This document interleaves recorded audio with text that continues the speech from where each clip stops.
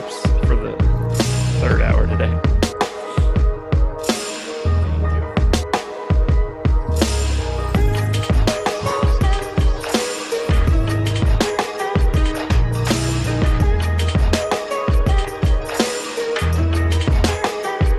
And we are live. Welcome to the NBA Strategy Show. It is Friday, March 12th, the final day of the work week. I'm excited to work this one out. We got a 7-game slate on our hands. I am Josh Engleman. I am joined by Greg Ehrenberg. We are brought to you by No House Advantage. But you guys know where we need to start this. Greg, how are you? Pretty good. I mean, we've already talked about this slate kind of at length because we have one of the I don't even know if we call it one of the more interesting games of the year, but one of the weirder games of the year for sure. The Rockets, who might only have 7 players that actually get run tonight playing against the Jazz. The Jazz are now up to a 17.5-point favorite, which is the widest spread we've seen the entire year. And the biggest spread since last year in the bubble when the Bucks played against the Nets and they ended up being favored by like 19.5 points, I think it was in that game. And the Nets ended up winning that game outright because the Bucks starters only ended up playing like 18 minutes each. So I don't think the Rockets win this game, though. No. If the Rockets win this game without Utah resting like all of Utah today, I think they might be able to just grab 12 random Utah people and have a decent run in this one. It is going to be it's going to be the biggest problem on the slate. And lucky for us, good news for us. That game locks at 10 o'clock at night. So it's not like we're going to have any information. No, not at all. And yeah, I mean, they only have a bunch of guys listed on the injury report right now. And of those guys also, we just have coach speak to go off of where Silas said, hey, I don't think the guys who were out last night are going to play tomorrow. So who knows what that really means. But yeah, I don't have very many active guys for the Rockets right now. No, the Rockets don't have a lot of active guys for the Rockets right now, unfortunately. Guys, as you get in the door, don't be afraid to hit that like button. Subscribe to the channel, hit the notification. I couldn't even say that word. Notification bell. So you know when everything goes live. Go check out the process. Go check out the slate starter. Go check out contenders videos. I got a ton of content starting off the day. Well, first and foremost, let's just dive into this slate. We've got 7 games. We should be able to, dig into each one of them. And we're going to start with the Cleveland Cavaliers. No, that's not who we're starting with. Maybe we are. I have the list in front of me. See, I do this a lot. And here's the real problem. See, Denver is first today. I need to learn how to sort 2 different tables the same way because they don't sort in the same order. And then I get myself in situations where I provide our producer the wrong information. So right now we're kicking it off with the Denver Nuggets at the Memphis Grizzlies. Nuggets are 3-point favorites in Memphis, 227 total. And for Denver, we got a lot of question marks on our hands. And this is the first of many different games that have a lot of guys that could potentially be back or are back. So for Denver, Gary Harris is still out. That one feels normal. Paul Millsap is questionable. JaMychal Green is questionable. Facundo Campazzo is back. RJ Hampton is out. So let's start here. What is your assumption for Paul Millsap and JaMychal Green right now? I have them in. And I think that once we've had the All-Star break, there's been a bunch of time off. If these guys aren't back now, like how much longer is it going to take? So I just assume that in general, I've been assuming that most guys who are listed as questionable after the All-Star break are going to play, with the exception being guys who get downgraded during the day. So like John Wall yesterday, I assumed he was out because he was downgraded to questionable during the day. Guys that have had standing questionable tags like Paul Millsap and JaMychal Green, I'm considering them in for now. It doesn't mean they're for sure locks to be in, but that's just my lean. Okay, I went the same direction there. Jokic is really the only guy pulling consistent ownership across both sites in the 20s on FanDuel and DK. Murray and Porter getting a little bit of love on FanDuel, a little bit less so on DraftKings. So talk to me a little bit about what you see for Denver today as a whole. Yeah, so I think Jokic is a primary pay-up option. A lot easier to get to on DraftKings than FanDuel just because we could roster multiple centers on DraftKings, and there's so much value on the slate. It's not going to be hard to get up to him. The main reason being is because Houston, even though on paper it's a bad spot against the Jazz, they're going to have potentially a 7 or 8 man rotation of guys who are mostly min-price. So a bunch of those guys are going to hit value. That's going to make it pretty easy to have stars and scrubs builds for the slate. So Nikola Jokic is definitely going to be a primary pay-up target for me. On FanDuel, I think there's going to be a good debate to be had whether Joel Embiid or Nikola Jokic is a better pay-up target. And that's going to be a little hard to figure out now just because the latest ownership updates that I looked at least at that point before the show, that had assumed that Joel Embiid was out. I have Embiid and Jokic projected fairly similarly. So my lean is going to be probably towards wherever the lower ownership is. I have Embiid significantly ahead of Jokic by quite a large margin. And I did put out a little note into our NBA channel to see if we can get a new run. When I saw Tony Bradley had like 30-something% ownership, I knew that we were going to need that one. Yeah, outside of Jokic and to a lesser extent, a little bit of Murray on FanDuel, not really a spot that I'm looking to get a lot of. It's not that appealing of a fantasy game. Getting these guys back, everybody else is already overpriced. So I don't really have much to add from a Denver perspective. Just curious, I have Joel Embiid 0.2 of a fantasy point better than Nikola Jokic. How much better do you have Embiid? 6.5. Oh wow, that is. I have Joel Embiid projected for 60 fantasy points today. Okay, I have it at like 59 and 58.8. Okay, so I have Jokic at 53.5. He's the second highest number for anybody on this slate, but Embiid with Simmons off, Embiid has like a 44% usage rate, 1.9 fantasy points per minute. That obviously I couldn't go with, but I have him somewhere in like the 1.7 range for today. He's on another level right now. Yeah, so I'm pretty close to you with Embiid. I just have Jokic higher. And that makes some sense to me. I can say the lowest in the industry as of right now. I have him at, turn my number lock off, 1.49 fantasy points per minute, which I don't really love. It feels like a little low. So I think that's actually something that I need to bump up right now. There's nothing that I could do, in my opinion, to get him to Embiid's level, but I do think that I had him a little bit low. Okay, so I give him a little bit of bump. Looks a little bit better. Let's slide on over to Memphis now, where for the most part, this one's going to be pretty easy. It's the same rotation that they had in their previous game, only now Grayson Allen is back from the concussion protocol. So we need to figure out, what does this rotation look like? The last time that everybody was healthy, DeAnthony Melton was basically on the outside looking in. And for right now, I'm going to assume that that is the case moving forward. Didn't expect that given the contract he signed in the offseason, but until we see it, I don't really know what else I could actually look at. By the way, shout out to Jonathan Johnson with the super chat. Pogoshevsky is my new favorite player. Don't get married to that one too much. Oh no, dude!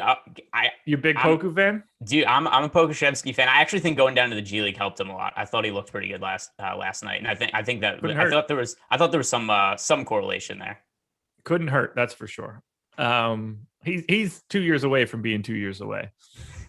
Let's talk Memphis. I don't really see them as all that playable. Maybe $5,200 Dylan Brooks on DraftKings, but like you can always roster Ja Morant. When it comes to like the best player on most teams, they're sort of just in play in perpetuity unless they have like a weird price change. I don't really have much interest in anything from Memphis. Neither do I. And I think we could talk for a second about Jonas Fountain, just because both of us liked him a whole bunch for the first game coming back from the break. And Valanciunas was incredible. Arguably the best game of his career. I think that might have been I assume that was his highest fantasy point total. He scored like 67 fantasy points on DraftKings or something ridiculous like that. So maybe that'll make people want to gravitate towards him a little bit. But here's the issue I have with him. There is so much value on this slate. And we've already talked about Jokic. We've talked about Embiid being really strong center options. And just given the amount of value that's on the slate, I see myself paying up for Embiid and Jokic a bunch at center. And at least as of now, it doesn't look like I'm going to be getting to Valanciunas. Yeah, I don't anticipate getting to Joe Val at all. The highest guy in any sim that I ran, Ja Morant, 8% on DraftKings. Like that's just on a 7-game slate. That's basically non-existent. So I don't get the sense that I'll be getting too much Memphis at all. I'm trying to look up on StatHead to see like what Joe Val's best game is. I don't know how quickly I can find that. While you're looking for that, I'll fill out. I feel like he has smashed what he did 2 nights ago in previous, like really odd, huge rebounding games. But go for whatever you were going for. Oh, I was just going to kill some time while you were trying to look that up. I was going to talk about some of the other guys in the Memphis rotation. The other issue also with Ja Morant being back. The other thing also, it's weird that Melton is out of the rotation now because I think he's a valuable player for them, but they have so many guys that are just kind of okay.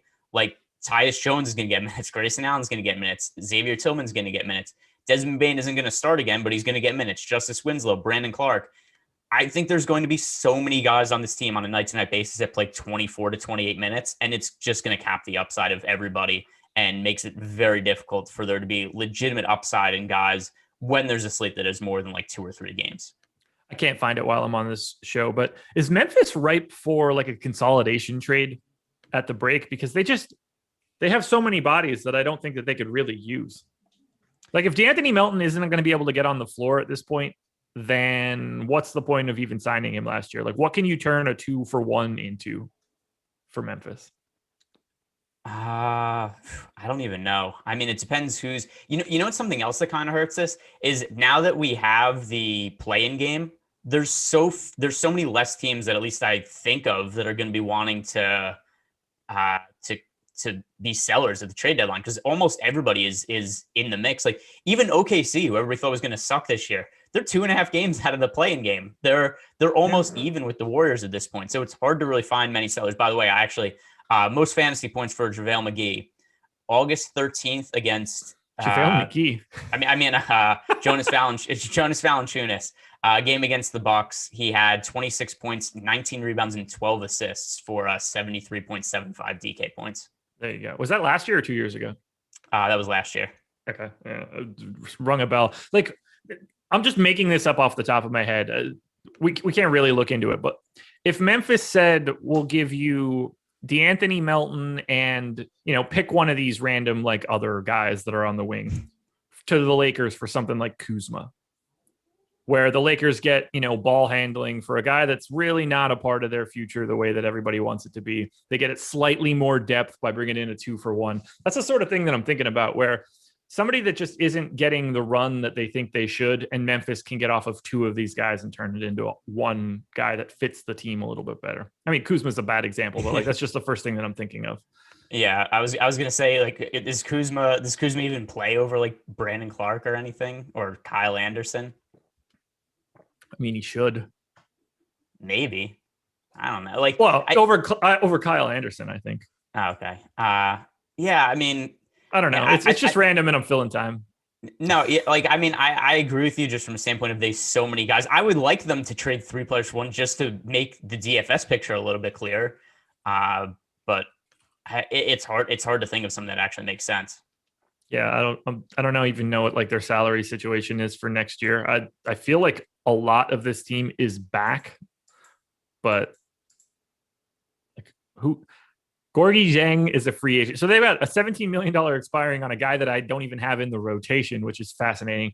And then every single other guy that we're talking about is under a guaranteed contract for next year.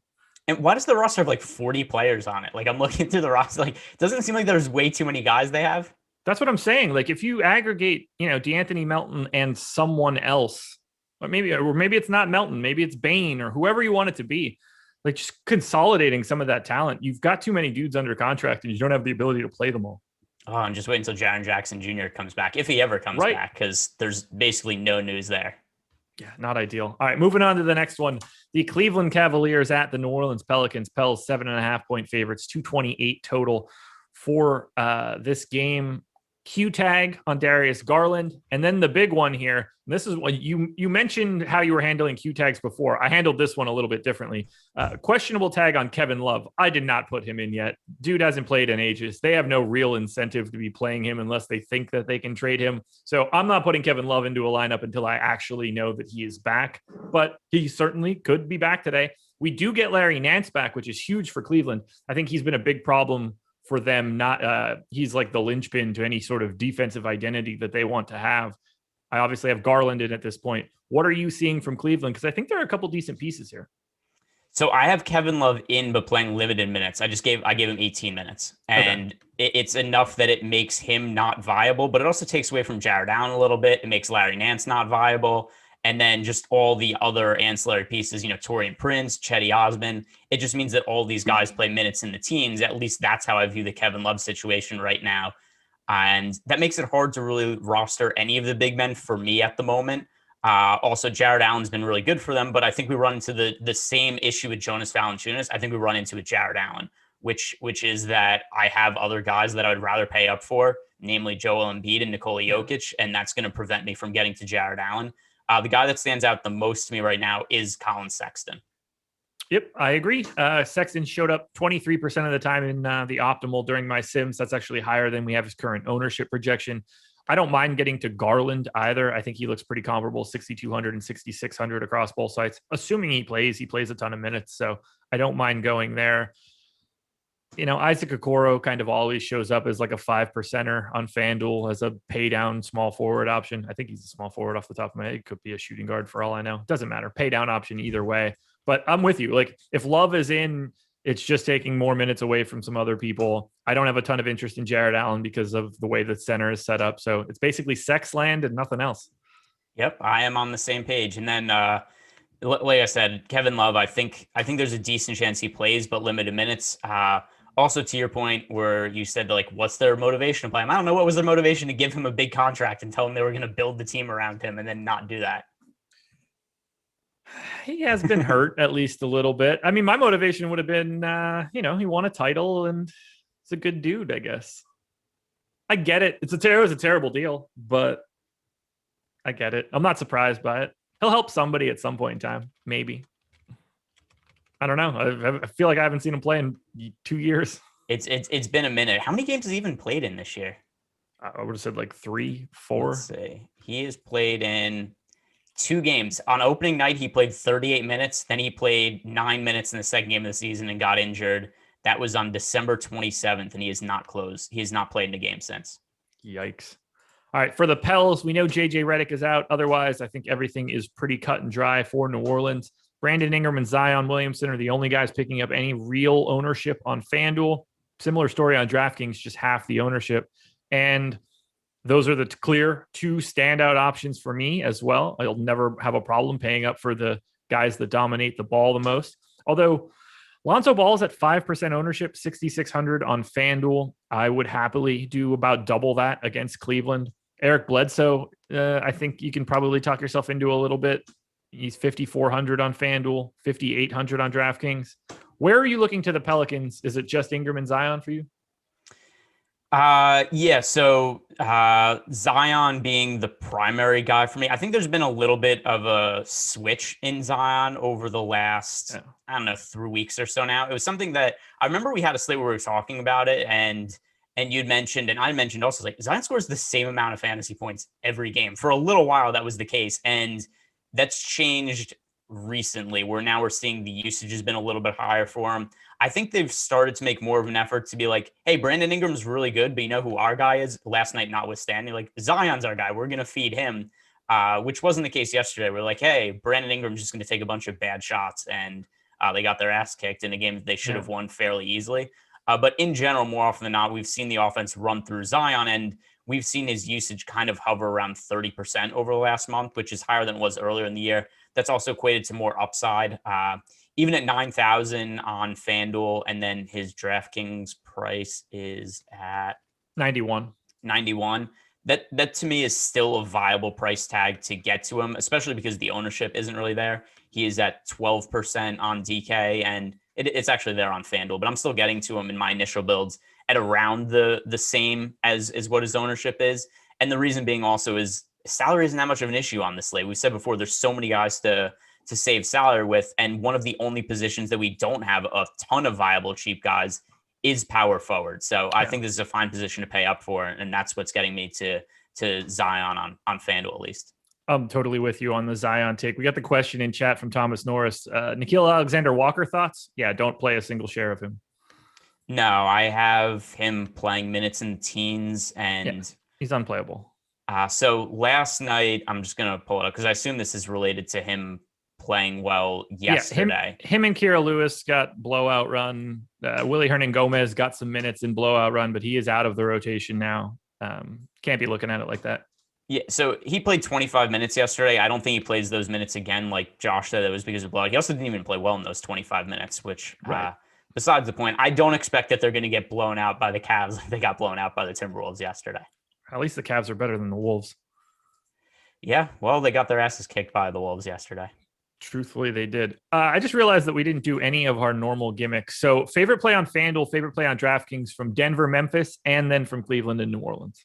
Jokic, and then Cleveland. By the way, Jokic on DraftKings, Jokic on FanDuel, in case people are not aware of what Josh and I do when we do these morning shows together. And then for this game, it is going to be Sexton on FanDuel. DraftKings, I think it's actually Lonzo Ball. Okay, I like that call. On Denver, or for FanDuel in the Denver-Memphis game, it's Murray for me. It's Jokic on DraftKings. And then in the Cleveland-New Orleans game, Colin Sexton and Darius Garland.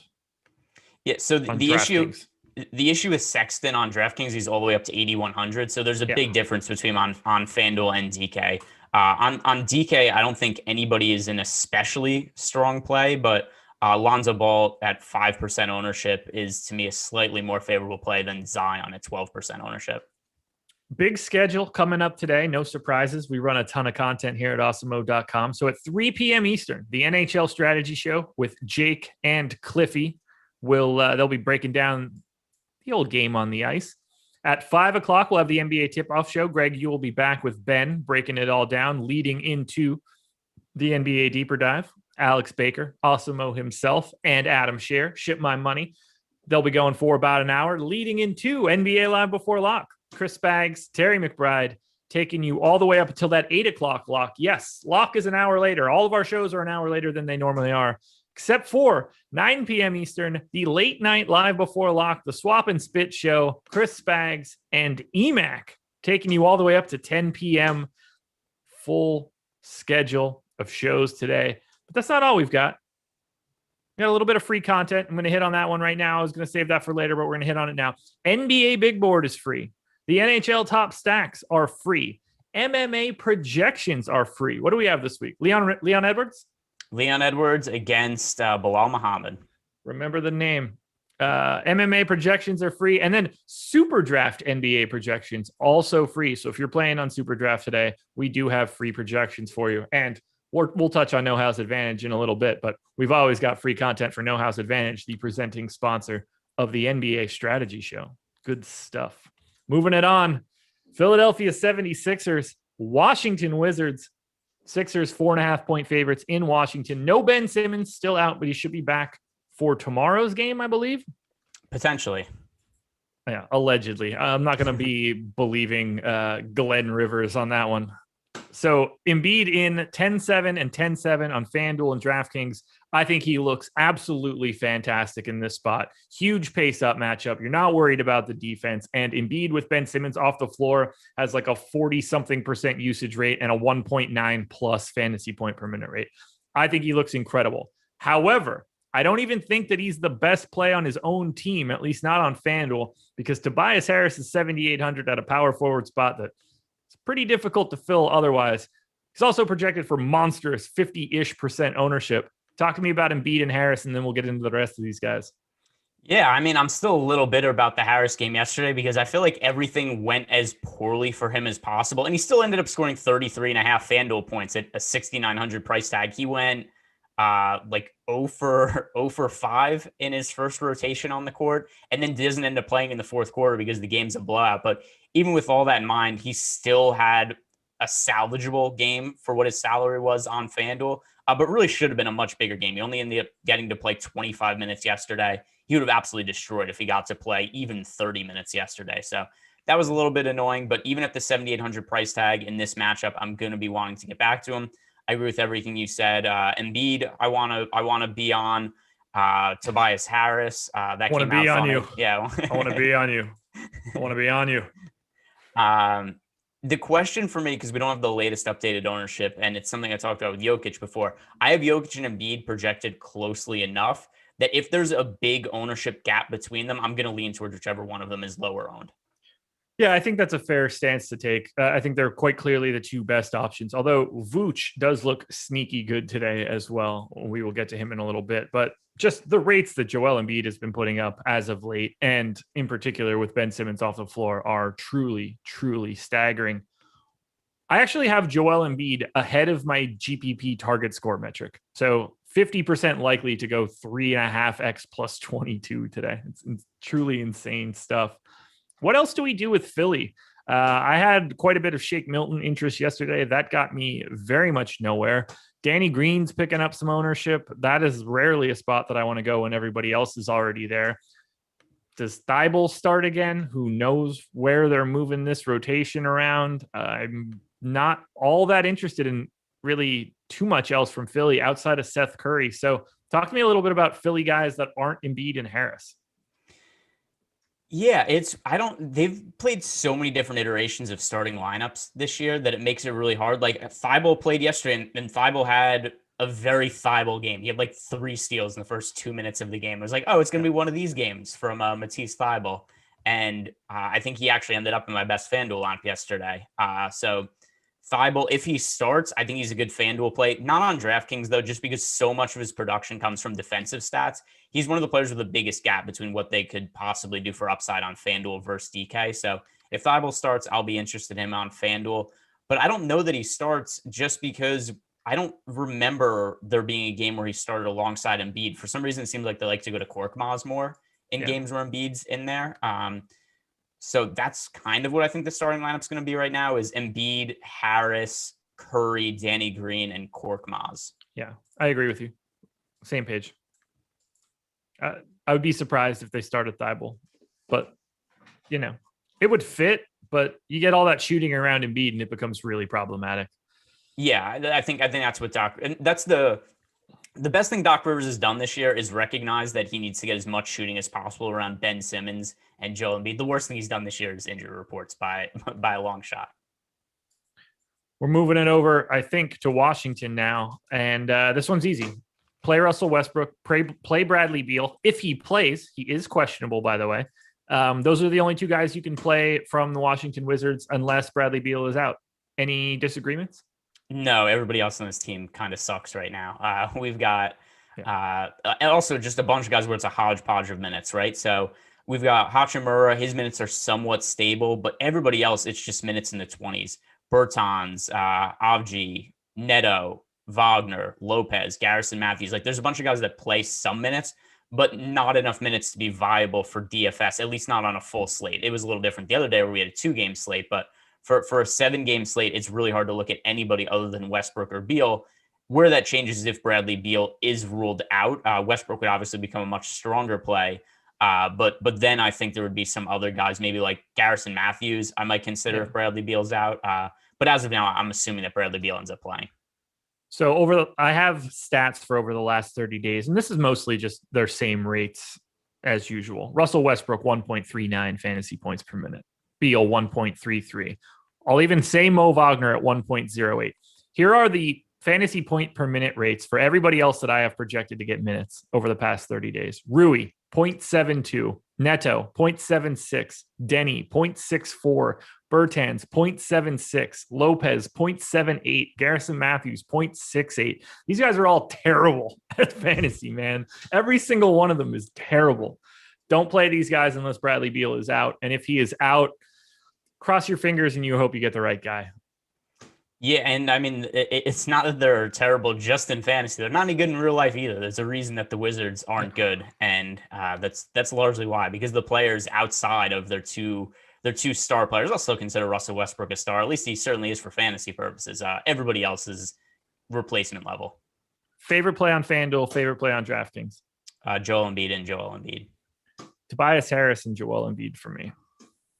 Harris and it's sort of just a technicality. You can only play one center on FanDuel and you can play 2 power forwards. So Tobias Harris looks like he should be more owned. It's probably Embiid if all things were equal, but Tobias Harris on FanDuel. Yeah, that's fair. Also, it's kind of an open-ended question. You could go multiple ways with who's your favorite play, but it's those 2 and only those 2. Yes. On to Miami now. Miami at the Chicago Bulls. Slight favorites in Chicago, 220 total. It's rarely fun to go up against Miami from a DFS perspective. It just kind of grinds to a halt. The Bulls aren't looking very good either with everybody else back. So on the Miami side, no Bam, and it's basically going to be what you would think is the same rotation as yesterday, except for the fact that I feel like Spoelstra loves doing different stuff in both sets of a back-to-back. So who knows where that goes, other than Jimmy Butler is 9,600 on FanDuel, 9,200 on DraftKings. And to me, an outstanding play today against Chicago. Should really get his own. If anybody in the world is going to play with any sort of revenge narrative in their brain, I certainly would think that it's Jimmy Butler going against the Bulls. That wouldn't shock me at all.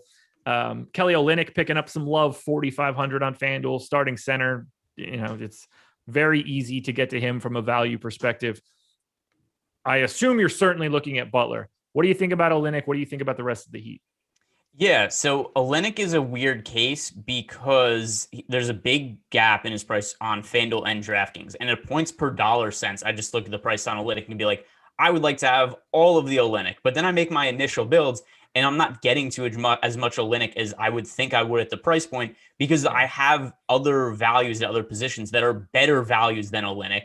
And Embiid and Jokic are better pay-up options than we have pay-up options at other positions. So I think that points per dollar, Kelly Olynyk is one of the best plays on the slate, but that doesn't bear out in the builds that I'm doing, at least not 9 hours before the slate locks. It doesn't bear out in that because just the way that it shapes up on FanDuel. Funny enough, I am actually getting more exposure on DraftKings right now on Kelly Olynyk at 5,700 than I am on him on FanDuel at 4,500, just because we could roster multiple centers on DraftKings, and Kelly Olynyk also has power forward eligibility on DraftKings. If Kelly Olynyk had power forward eligibility on FanDuel today, he would be like 40% out. Yeah, maybe even higher because his minutes the last couple of games, and also no Bam Adebayo there, so there's a little bit more of a reliance on Kelly Olynyk. No Myers Leonard either, although he's been out, but also other stuff. But yeah, he's what's going on with Myers Leonard? Tell me exactly what you've heard him say. He has a shoulder injury. Oh, okay. Just checking. So Kelly Olynyk, though, at 4,500, the last two games, he's played 37 and 35 minutes. I didn't give him that many minutes just because his minutes fluctuate a lot. But if we get anywhere near those minutes again, he is going to destroy for this price point. And I don't even know if it's going to matter. He might score 35, 40 fantasy points at 4,500. It might not be enough just given the way the slate shakes out. Yeah, he could hang 40 and be a fantastic value. And Embiid goes out there and drops 84 or something, and it's truly meaningless. Like it's on a 7-game slate, like raw points at center are going to matter. And there's just between Embiid, Vooch, and Jokic, you have to assume one of those guys breaks free from the pack. Olynyk would have to have a really, really staggering day today. And that's why in my sim, like I agree totally with you. Fantastic point per dollar play on FanDuel looks great. Showed up in the optimal lineup 6% of the time because you just don't need that value at the center spot. The opportunity cost today is way too high to be paying down. Again, he's great. You can build fantastic lineups with Kelly Olynyk at the center spot. I would never talk anybody out of it. But you are giving up on Embiid and Jokic and Vooch and others, I guess. It's a big deal. Anybody else from Miami? Because I don't see them as all that appealing. No, it's just Butler Olynyk for me, and Butler being the stronger play just because of positionality on FanDuel. Okay. On the Chicago side, these guys got everybody back, and that makes things kind of confusing here. So Devin Dotson is questionable. Not that anybody cares. If that guy sees the floor today, something really went wrong. You can always play Levine, as far as I'm concerned. This is a tough spot for him against Miami. Patrick Williams for 4,300 on FanDuel. I don't know. I see the Bulls as one of the worst teams on the slate. I actually have them graded out as the second worst team on FanDuel and the worst team to roster on DraftKings. Am I missing anything from Chicago today? No, not at all. The only player that I have any bit of exposure to in my initial builds is Zach LaVine, and it's a very small percentage. Other than that, I'm not getting to anything here. I think the addition, or not the addition, but Lauri Markkanen coming back from injury and Otto Porter coming back, this really fudges up the rotation because now we've got Patrick Williams. He was a good value play for a little while. Now his minutes become much less stable. Zach LaVine and Kobe White are the only guys who I think we could reliably say they play over 30 minutes, and it's a really tough matchup for them. It's a slate with a whole bunch of value. So yeah, I don't think there's really anything to like here. Any chance that Markkanen and or Porter sit today? Yes. I don't have that right now just because they aren't on the injury report. But actually, now that you mentioned it, I would kind of be surprised if Otto Porter plays. Agreed. That would have been the one that shocked me the most. I wouldn't be surprised if they both sat, but Otto Porter in particular, I would be kind of surprised if he played on the back-to-back. I don't think that ends up mattering at all. It pretty much just gives those minutes probably to Denzel Valentine or something in that neighborhood. And I don't really think that anybody becomes a better player or a good play or anything like that. Maybe Garrett Temple gets his minutes back up because he's going to get a haircut. It doesn't make a difference. Yeah, and they've got Chandler Hutchinson. I don't have him playing minutes right now. He could play, like you said, also Denzel Valentine. Yeah. They've got other guys they could just give those 20 minutes to. Favorite play on FanDuel, favorite play on DraftKings? It is Jimmy Butler on both sites. Yes, it is. And it's not even particularly close as far as I'm concerned. No, it's so crazy that it's not Kelly Olynyk at 4,500 on FanDuel, but that's just the way it works out. Orlando Magic at the San Antonio Spurs. Spurs, huge favorites here, 6.5 points, which is kind of nuts considering like their two biggest name players are out today. On the Orlando side, though, we'll start here. Everybody that has been out is still out, so we don't have to get too crazy about Anthony, Fournier, Ennis. Terrence Ross is questionable, missed yesterday. I put him in for now.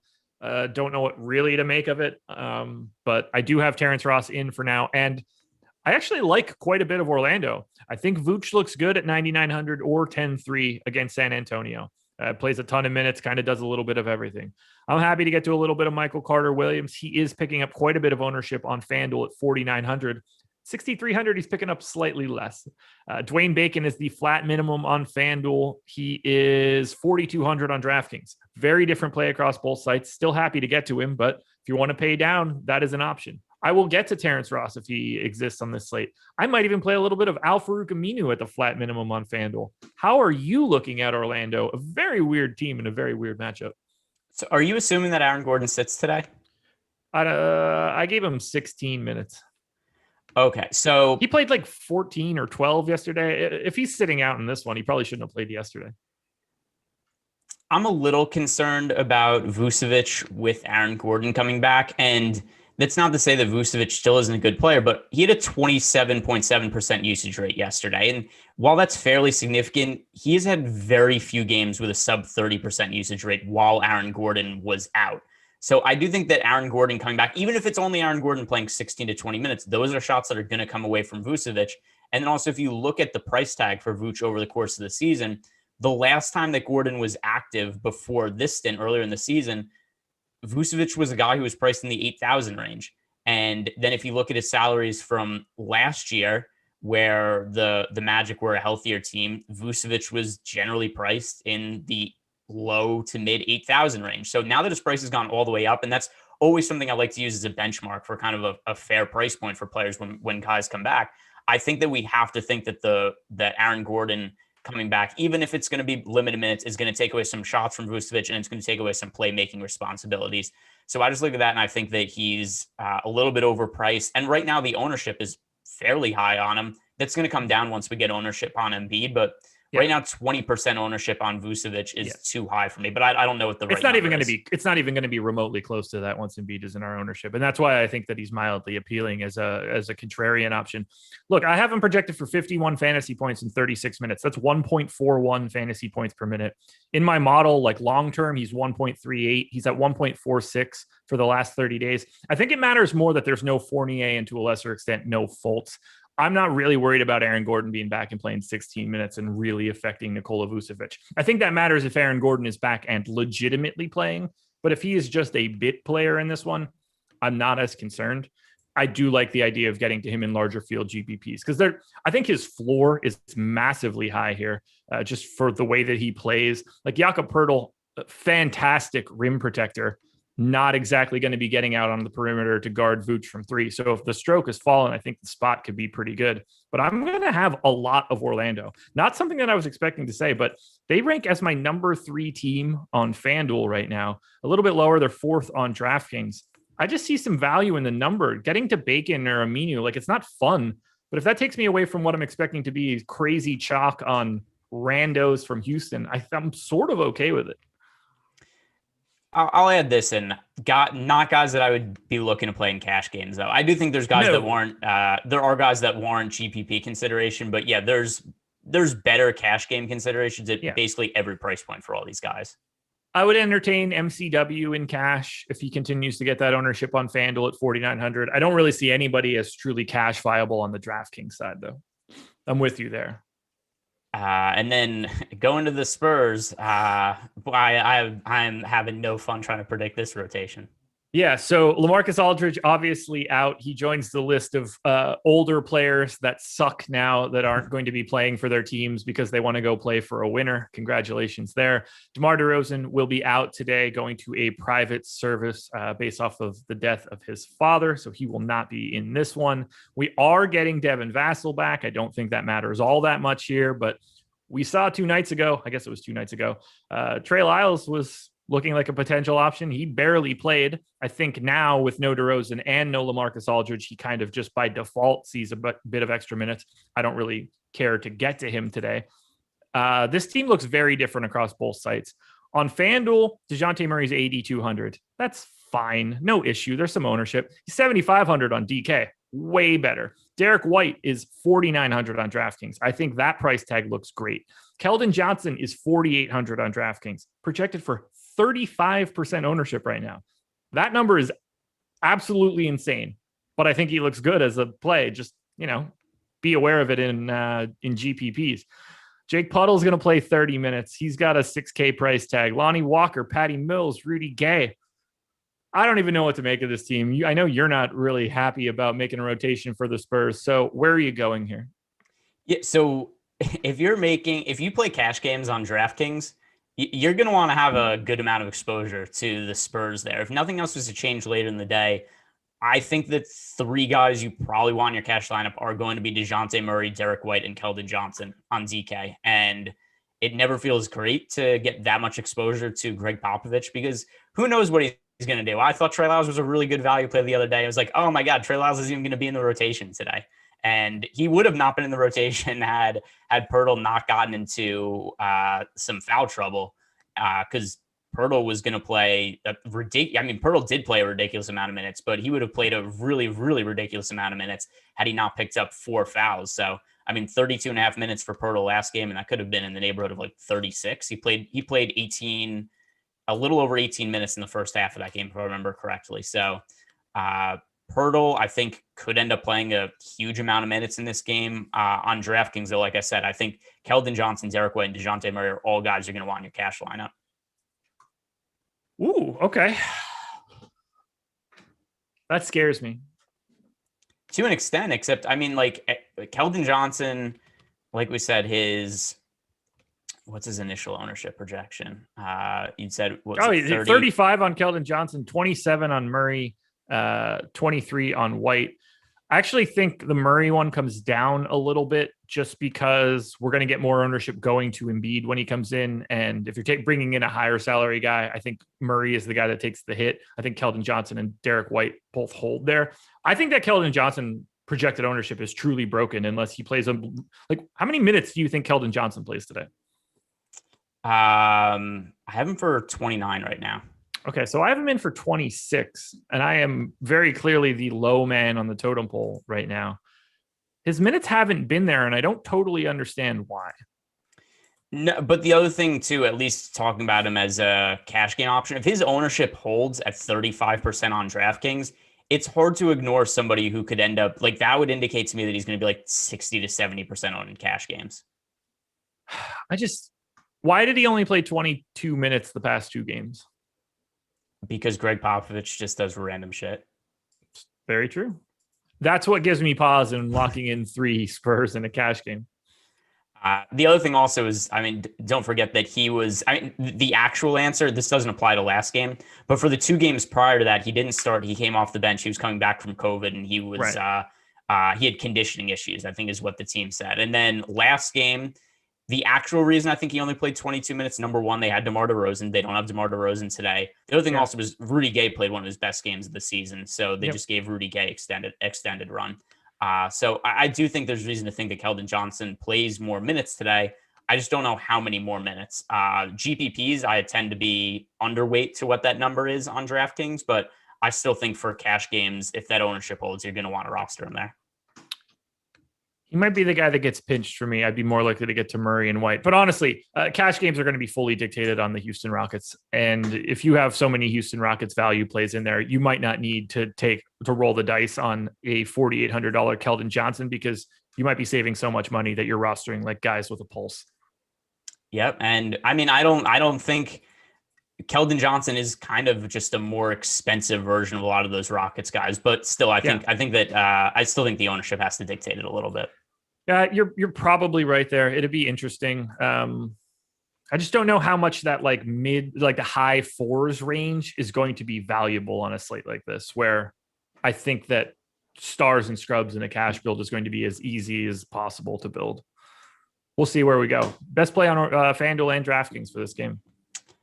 So on FanDuel, I don't even want to give my answers. I think it's actually so Michael Carter-Williams on FanDuel, on DraftKings, DeJounte Murray. Dwayne Bacon on FanDuel. It's comical. Derek White on DraftKings. Okay.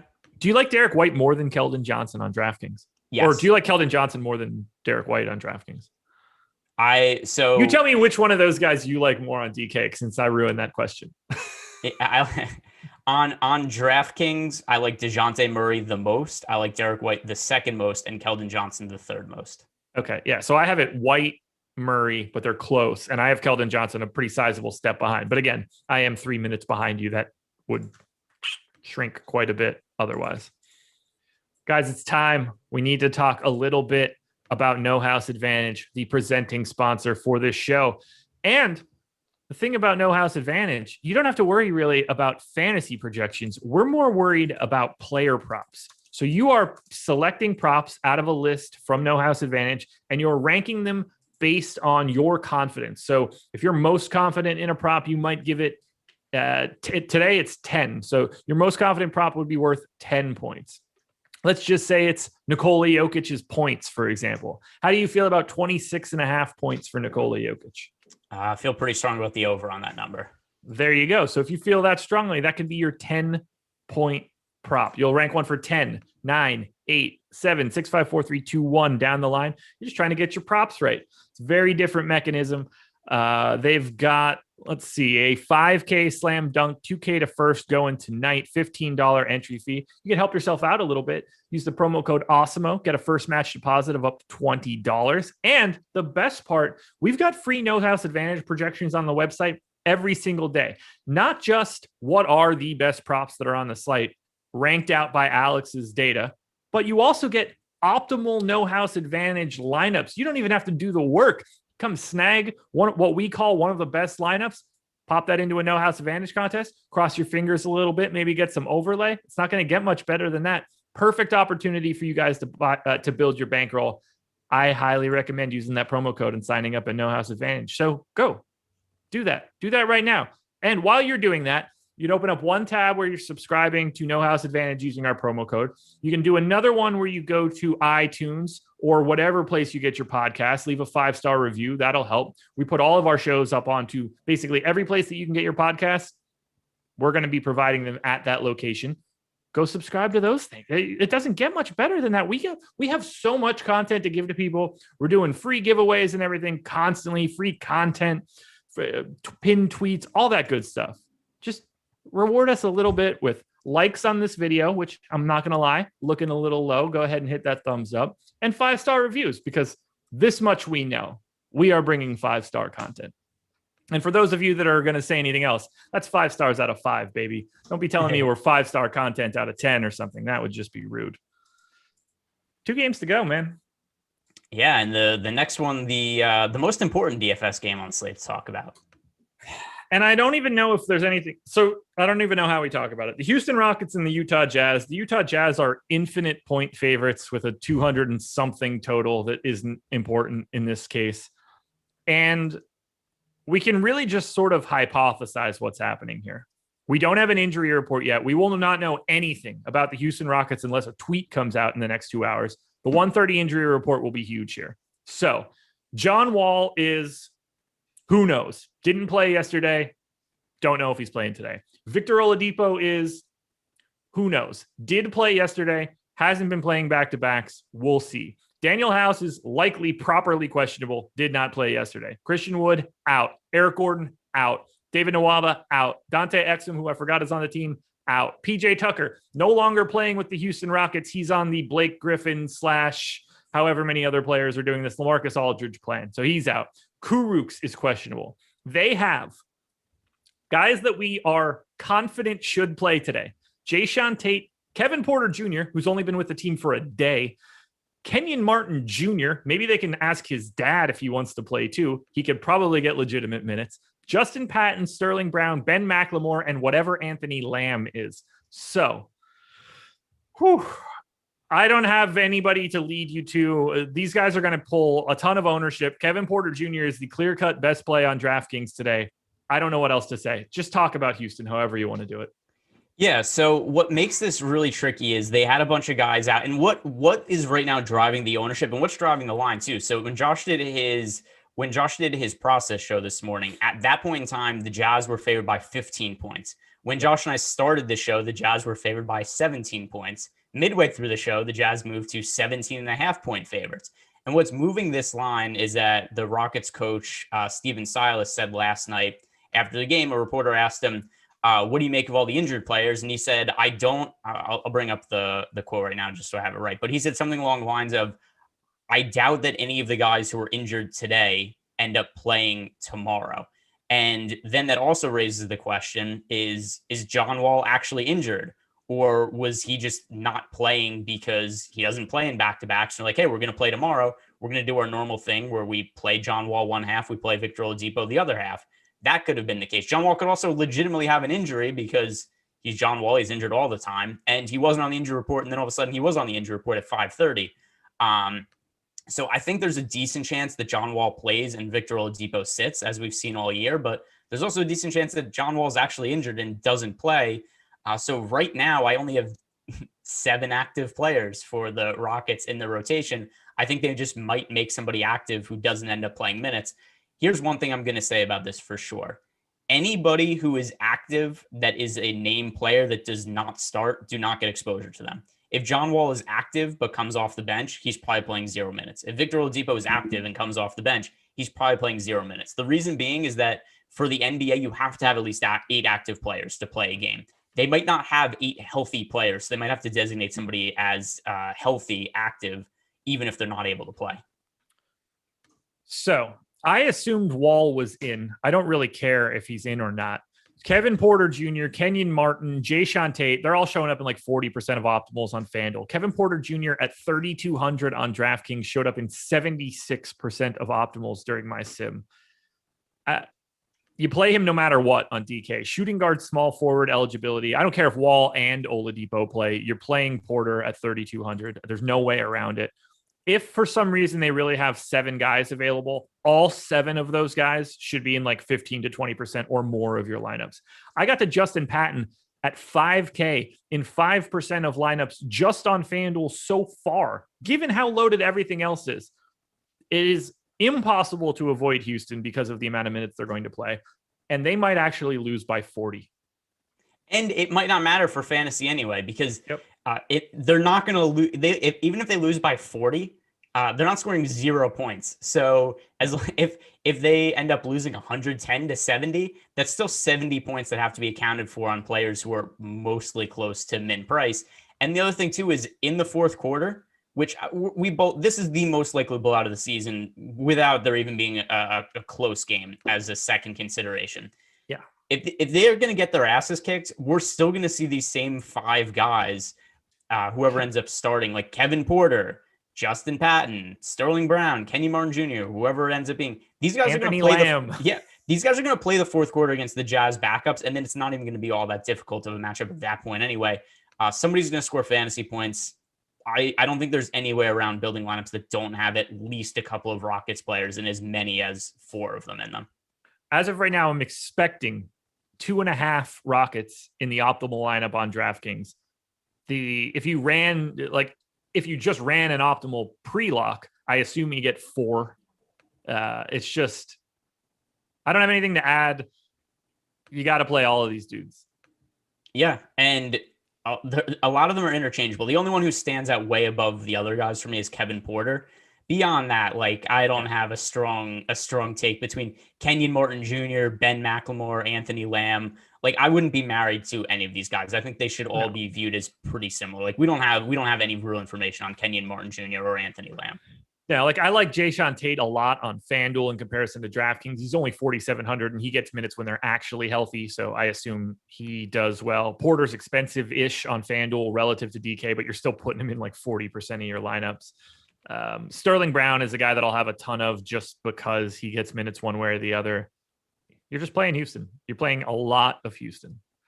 The question then becomes, what in the world do we do with the Utah Jazz? Donovan Mitchell is 8,200 on FanDuel, and I kind of like that price tag, but Donovan Mitchell might play 24 minutes today. How do we handle anything from Utah? I am probably just going to take them out of my player pool because I don't think any of the guys that matter play the fourth quarter. Yeah. I don't normally project for blowouts and all, but when you're like one of the best defenses in the league and Rudy Gobert is going to be waiting at the rim for whatever half of these guys are from Houston, Houston has to have like an outlier shooting performance with hands in their face. They're not going to get clean looks. Good God, no. It's going to be a huge problem. I can't in good conscience recommend anything from Utah with any sort of regularity. If you have a Utah guy in a lineup, that's fine. They should do well. They're going to have guys that I would be looking at on Utah would be guys that I think are incredibly good defensive rebounders, because I assume that Houston's going to be chucking up a lot of garbage, and those are the stats that they can soak up. Yeah, I mean, there could be a 20 rebound game for Rudy Gobert, but I still don't care because I like a bunch of the other centers far more than Rudy Gobert anyway. I totally agree. Best play on FanDuel and DraftKings for this one? Kevin Porter Jr. Yeah, it's Kevin Porter Jr. on both for me. That's fine. No way around it. Keep your eyes peeled for news on this one. And it locks late. And then finally, the late night hammer. Indiana Pacers, Los Angeles Lakers. Pacers 4.5-point dogs in LA. 216 total last I saw. Indiana's just sort of healthy, and this is just like their normal rotation. So I like Sabonis on FanDuel. He's projected for 30% ownership. Makes total sense. That's where I have him. I like Brogdon on FanDuel at 6,600. He's $1,400 more expensive on DraftKings. Crazy. I like Brogdon quite a bit on FanDuel. Both of those numbers work. These guys are kind of too expensive on DK. Miles Turner, as I always mentioned, 6,300 on DraftKings. I think is going a little under-owned. He'd be a contrarian GPP play for me, but nothing else. It's Sabonis and Brogdon on FanDuel, and not much for Indiana on DK. Yeah, Sabonis's price got nerfed on FanDuel, really for no good reason whatsoever. 8,900, that's too cheap a price for him. Sabonis right now is one of my favorite power forwards. Him and Tobias Harris, I think they're two guys that stand out above everybody else on FanDuel power forward. And then Malcolm Brogdon, really just a price play on FanDuel, 6,600. That's another one that I think is an incorrect price. He has not been great from a fantasy perspective over the last month or so. I struggle a little bit with his efficiency at times, but still his prices come all the way down to 6,600. No go for me on DK, but too cheap on FanDuel. So Brogdon, Sabonis, both of them more FanDuel specific plays, but guys that I'm going to like a decent amount on both of them on FanDuel, but not DK. Is there anybody else we need to touch on here? Like Justin Holiday's at 10% ownership on FanDuel at 4,600. No chance I'm interested there. We missing anything down the line for Indiana? No, it's just hard to justify any of these cheapish guys when we have the Rockets cheap guys. How you feeling about LeBron James today on the Lakers side? I feel like he's a good pay-up option, but not nearly the pay-up option that Jokic is, not the pay-up option Embiid is. And I like Jimmy Butler better as points per dollar play at small forward also. So LeBron's going to be in the mix for me just because there's so many value plays that I'm going to have a lot of stars and scrubs lineups. But LeBron's not a priority play for me either. 8% projected ownership on FanDuel, 7% on DraftKings without Embiid right now. I love the idea of getting to LeBron James as a contrarian option in GPPs. No brainer to me today to want to have more than the field of him if that's where he's at right now. Yeah, it's not a hard number to get above, even though, so the build I have right now, I have him 16% on FanDuel, which is still a lot more than the field has. You're 2xing the field right there on LeBron James, and there is no reason that he can't be at that position to a vital piece for the day. So keep that in mind. Just to clarify, though, I still have more exposure to Jimmy Butler, but relative to the field, I'm overweight to LeBron. Sure. Schroeder seems fine. 5,700 on FanDuel, 6,200 on DraftKings. To me, he's just filler, and I have no interest in anything from LA on the DraftKings side other than LeBron and Schroeder. I didn't really get to Schroeder in the first build I did. Other guys, Montrezl Harrell put out some really weird quotes on Twitter. I don't know what to read into that, but he was just like, guys, I'm done. I'm like, oh, what does that mean? That's bizarre. So maybe that's something to pay attention to. But other than that, I mean, the center's Marc Gasol is out still. He's in the health and safety protocol. So that would seem to make more minutes for Montrezl Harrell, but still way too many other centers that I like on the slate for me to get to Montrezl Harrell. FanDuel, DraftKings, best plays in this game. On FanDuel, it is Domantas Sabonis. On DraftKings, well, I really don't like anything on DraftKings. FanDuel for me, Sabonis. DraftKings, LeBron James. Yeah, I don't really like any of these guys on DK. There are some real bad takes about the Lakers blowing out the Pacers in YouTube chat right now. So that means it's the perfect time to get out of here so I don't have to cloud my brain with awfulness. The Lakers, by the way, are favored by 4.5 points. That is the third shortest spread on the slate. Yep, of course it is. We'll ignore facts. It's way more fun to just make stuff up and be bad at this. So anyway, any final thoughts on this slate? No, so much of it's going to hinge on the Rockets news, and then just watch. They're like, hey, John Wall and Victor Oladipo are both going to play at 9:30, and it just ruins the whole slate. But yeah, I think in all likelihood, stars and scrubs slate, pay up for Embiid, pay up for Jokic, pay up for Jimmy Butler, and then save salary with a bunch of Rockets guys. And there you go. That could have been the whole show summed up. Really could have. This could have been a Vine. It could have.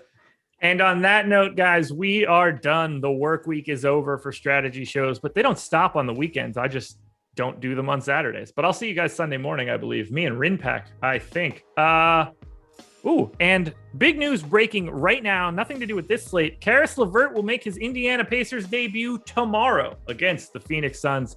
Awesome to see. Got a small mass removed from his kidney in January, so it's good to see that he's healthy, and he will be back. And I'm very anxious to see how he integrates with this Indiana Pacers team. And you could probably say goodbye to Edmund Sumner in that rotation and probably to most of Aaron Holiday. But that's neither here nor there. These guys will touch on it Saturday. We're out of here. Enjoy your weekend. Good luck today, everybody. We will talk to you again. Well, I'll talk to you again Sunday morning.